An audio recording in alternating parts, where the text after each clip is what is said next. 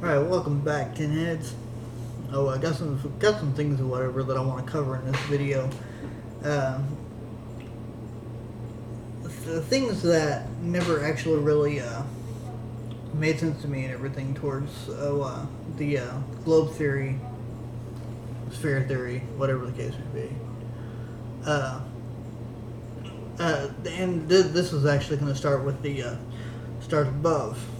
If the Earth rotates 1,000 miles per hour, if we hurl through our orbit at an estimated 67,000 miles per hour, and if we move through our solar system at over 500,000 miles per hour, all the while doing what Earth does, there is no way the stars, constellations, and wandering planets would stay in their fixed positions or patterns or paths night after night, week after week, month after month, year after year. Since Earth's inception and everything, it's been that way. Second of all, theory of evolution. I find this to be a really bad joke. If evolution from ape to man took 5 million years to come to our apex, and science can prove the many stages of this evolutionary process in other species, why do we not see our former ancestors in any similar representation? And the book written by anthropologist F. Clark Howell doesn't count as a diagram illustrating the evolution of early man by his own admission, shouldn't be taken as fact as it was just theory, as the former illustration depicted 15 different forms of ape to men. This one dumbed down to 6 to become known as the March of Progress. And one of science's most pretentious memes was born. And not to mention that said meme is a bit of a sausage fest, to say the least.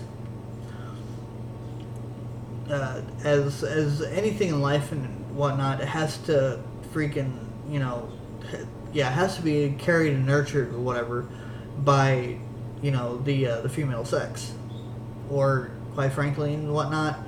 If you don't use, I can't necessarily say that, but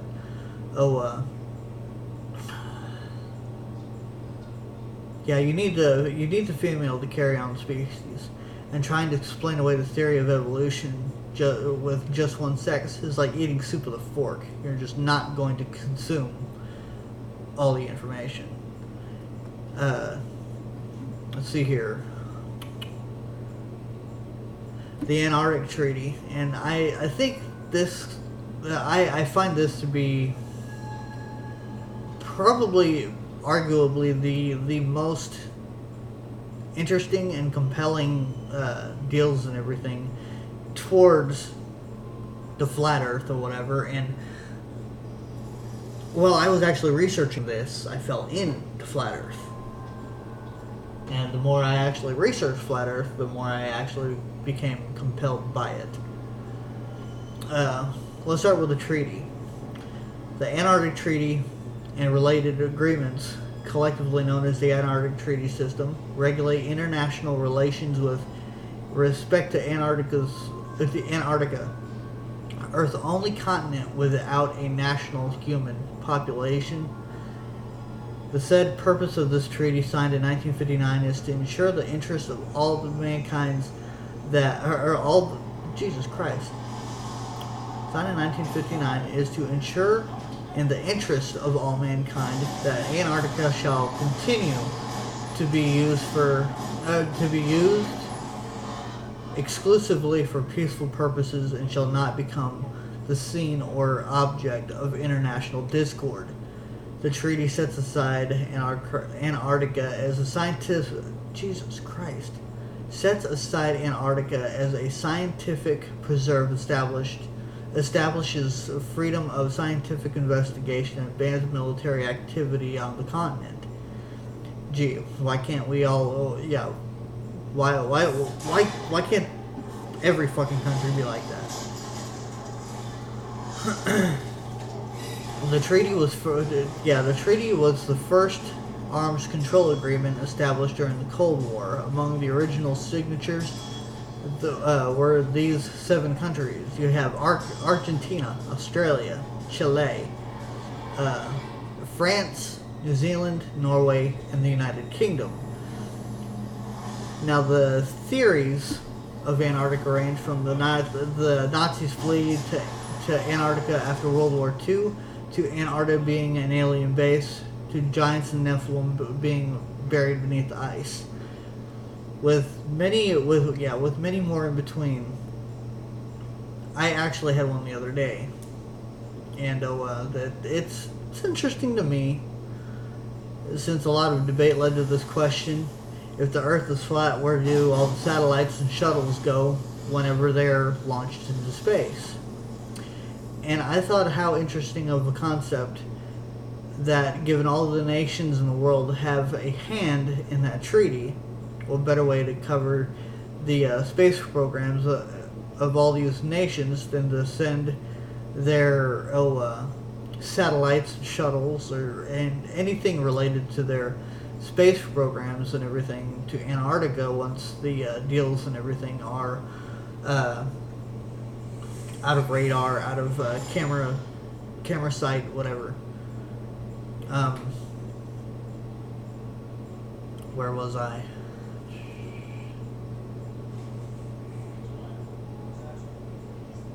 Hold on one second.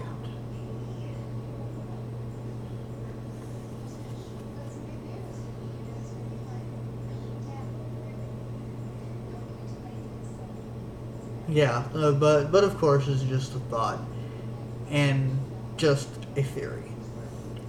And perhaps the treaty was put in place to keep people from exploring and perhaps finding something that's otherwise not meant to be found. I mean, what's beyond the ice wall? A dome, miles and miles of nothing but ice? Did Admiral Richard Byrd find something beyond Antarctica?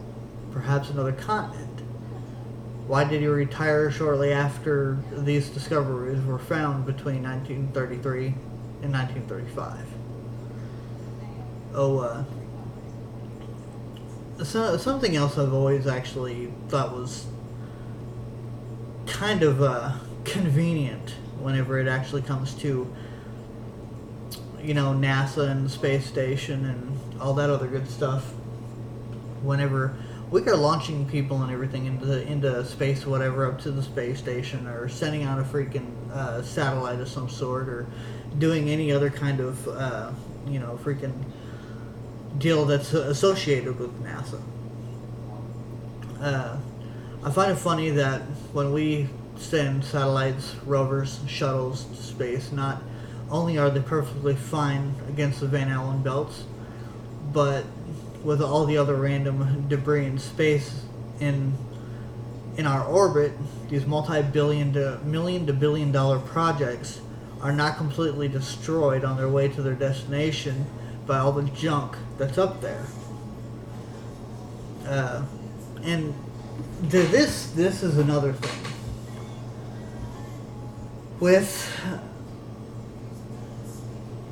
With all the camera stuff and everything, with all the camera footage that you actually see on, the International Space Station and, all that other good stuff or whatever, why don't they actually just attach HD video cameras or whatever to, freaking individuals' heads, or the helmets of the individual's head, and shoot the fucking footage or whatever that's shot back. And with that being stated and everything, if we can put a rover on Mars and take dirt samples,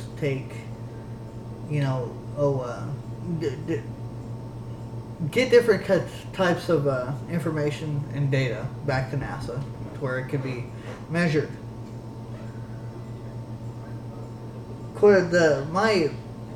My question is, and everything is, if all this is actually possible, why can't we put a rover on the moon if we have no intent on going back, or haven't had an intent of going back? Why not put a rover on the moon, equip it with a high def camera, and freaking get a high definition picture of the fucking Earth or whatever, and not just a picture, I mean a live fucking video feed that never stops. I mean, I might be thinking something that's, far-fetched or, whatever. Not necessarily important. But yeah, it's like I had actually wrote down in the notes or whatever, with our technology in 2019, if we can get rovers to Mars to film the surface there, why have we never placed an HD camera on the surface of the moon to shoot back HD footage of the Earth? Forget NASA photoshopping pictures of the blue marble. Just have one continuous live feed of the Earth as it rotates. I'm sure NASA clowns would cream in their pants if that happened. Why not? And my overall thoughts or whatever towards the flat Earth and why I actually believe in it now. The reason I started covering flat Earth is because I can't relate to what evidence is given, or to what evidence has been given.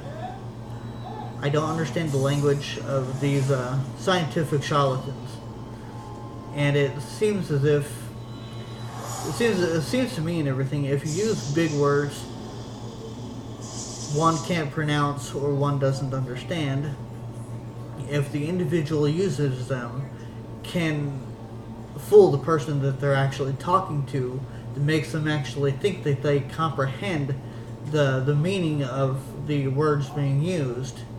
It's good enough for the individual taking in the information. Now, I've always relied on my personal perception, my gut, and for some reason, I've never really followed the globe model. Didn't trust the information, but science explained away in such a sense that it made even less sense. And given that science tries to make us believe that we are so small and insignificant, that we play such a small role in this universe, that it could literally end at any given moment, a way to perpetuate fear.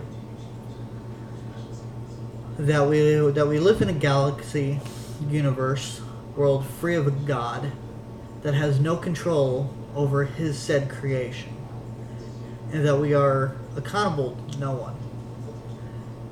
I'd rather live my life in fear of a creator that holds me accountable for the life I was given, than to walk through life thinking I don't matter, and my life is insurmountable to nothing. Can't live my life with no purpose, no direction. But anyway, that's the video.